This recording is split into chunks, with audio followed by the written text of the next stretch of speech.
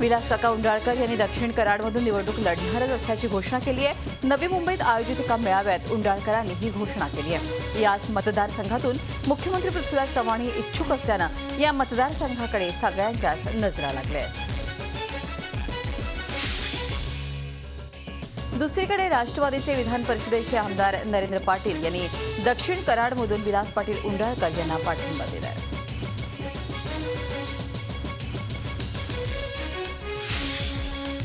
मुख्यमंत्री पृथ्वीराज चव्हाण कोणत्या मतदारसंघातून निवडणूक लढणार याबाबत चर्चा रंगली आहे। त्यांच्या पत्नी सत्वशीला चव्हाण यांनी दक्षिण कराडमधूनच पृथ्वीराज चव्हाण लढतील असे संकेत दिले।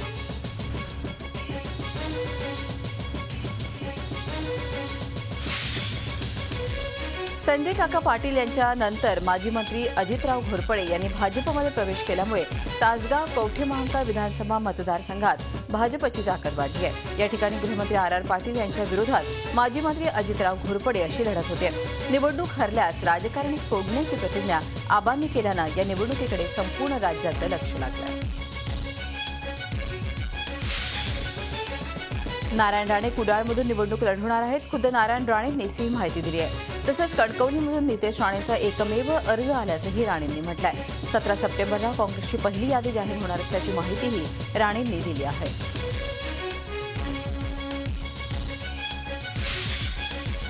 राज्यातील विधानसभा निवडणुकीची तारीख जाहीर होऊनही शिवसेना भाजप महायुतीतील जागा वाटपाचा तणाव कायम आहे। उलटपक्षी जागा वाटपावरून शिवसेना भाजपमधला तणाव आणखीनच वाढलाय। जागा वाटपात शिवसेनेला 150 जागा हव्या आहेत, तर मित्रपक्षांना 18 जागा सोडून उर्वरित 170 जागांचे निम्म वाटप व्हावं असा भाजपचा आग्रह आहे। पक्षप्रमुख उद्धव ठाकरे यांनी पंतप्रधान नरेंद्र मोदींवर टीका केल्याचं निमित्त करून भाजपनं जागा वाटपाची चर्चा थांबवण्याचा निर्णय घेतलाय।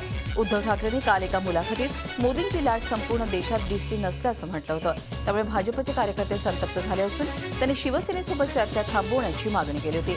त्याचा आदर करून भाजप नेतृत्वानं हा निर्णय घेतल्याचं भाजप प्रवक्ते माधव भंडारी यांनी म्हटलं आहे।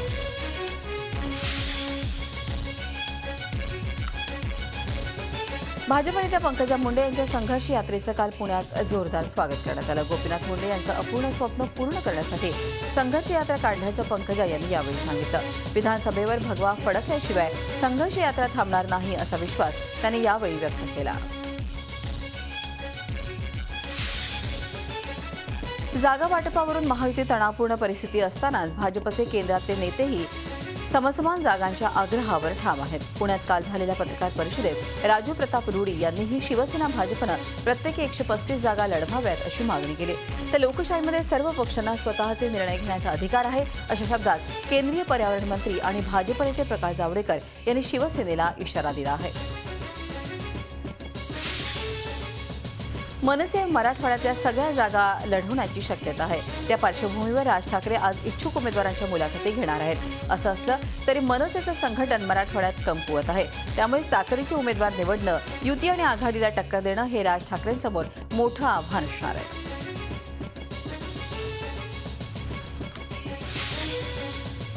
माहीम मतदारसंघात नितीन सरदेसाई यांनी मनसेचं आपलं माणूस अशी होर्डिंग लावत जोरदार प्रचाराला सुरुवात केली आहे। त्यामुळे सरदेसाई या मतदारसंघातून निवडणूक लढवणार हे जवळपास स्पष्ट होत आहे। त्यामुळेच राज ठाकरे यांची निवडणूक लढवण्याचा आणि उमेदवारीचा सस्पेन्स आणखीन वाढला आहे।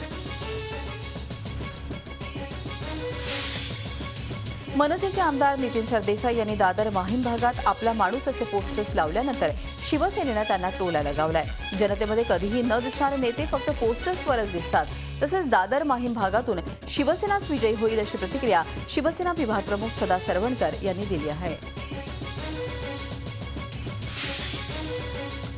मुरबाड विधानसभा मतदारसंघात भाजपच्या आयात उमेदवाराचा प्रचार न करण्याचा निर्णय शिवसेनेच्या पदाधिकाऱ्यांच्या बैठकीत घेण्यात आलाय।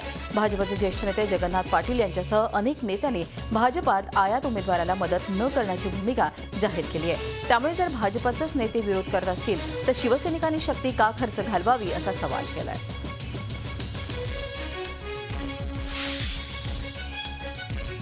बबनराव पाचपुते भाजपमध्ये दाखल झाल्यानं सगळ्यांचंच लक्ष लागून राहिलं असलेल्या अहमदनगर जिल्ह्यातील श्रीगोंदा पंचायत समितीच्या सभापती उपसभापती निवडणुकीत काँग्रेस आणि राष्ट्रवादी काँग्रेसनं सत्ता राखण्यात यश मिळवलं आहे। राष्ट्रवादीचे असलेल्या 5 सदस्यांपैकी 3 सदस्य पाचपुतेंना सोडून पक्षाशी एकनिष्ठ राहिल्यानं माजी मंत्री असलेल्या बबनराव पाचपुते यांना आपल्या मतदारसंघात पहिला धक्का बसल्याचं समोर आलं आहे।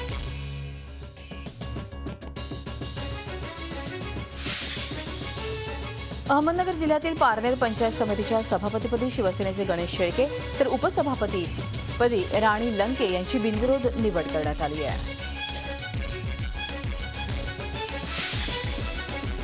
गतिमंद मुलांचा सांभाळ करतो असं भासवून प्रत्यक्षात गतिमंद मुलांचं शारीरिक शोषण करत असल्याचा धक्कादायक प्रकार अहमदनगर जिल्ह्यात उघडकीस आलाय। या विद्यार्थ्यांना पाईप आणि पट्ट्यानं बेदम मारहाण केली जाते। इतकंच नाही तर मुलं आजारी पडली तर त्यांना दवाखान्यात न नेता विद्यालयात खोलीत ठेवले जातं। राहायला स्वच्छ जागा नाही तर खायला चांगलं अन्न नाही।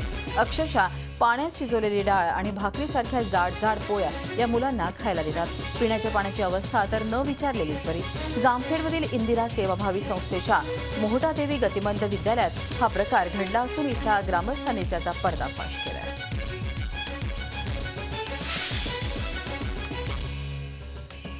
डॉक्टर अक्षय भोईर लिखित मी ब्रह्मांड आयुर्वेद बोलतो या आयुर्वेदावरील पुस्तकाचं प्रकाशन प्रसिद्ध कवी मंगेश पाडगावकर आणि डॉक्टर रामदास आव्हाड यांच्या हस्ते ठाण्यातील काशीनाथ घाणेकर सभागृहात करण्यात आलं। या कार्यक्रमात विविध क्षेत्रातील मान्यवरांना ब्रह्मांड अचिव्हमेंट पुरस्कारानं सन्मानित करण्यात आलं।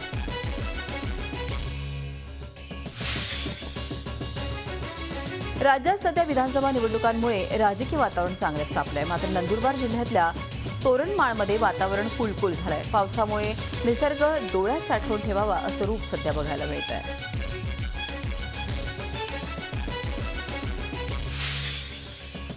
निवडणुकांच्या पार्श्वभूमीवर ठाणे पोलिसांनी केलेल्या कारवाईत भारतीय बनावटीच्या 25 बंदुका जप्त केलेल्या आहेत। घोडबंदर रोडवरच्या कासार वडवली गावात पोलिसांनी छापा मारला।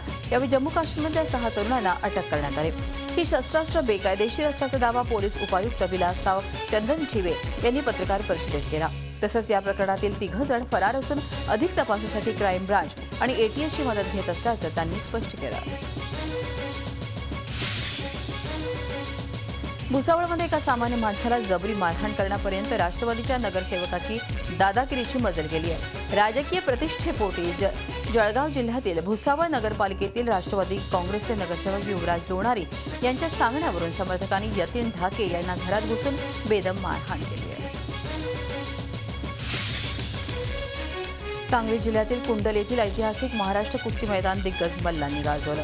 हिंद केसरी रोहित पटेल यानं हिंद केसरी हितेश कुमार यास धोबी पछाड डावावर चितपट केलं।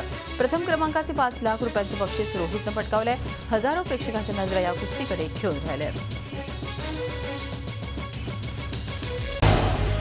झी 24 तास रहा एक पाऊल पुढे।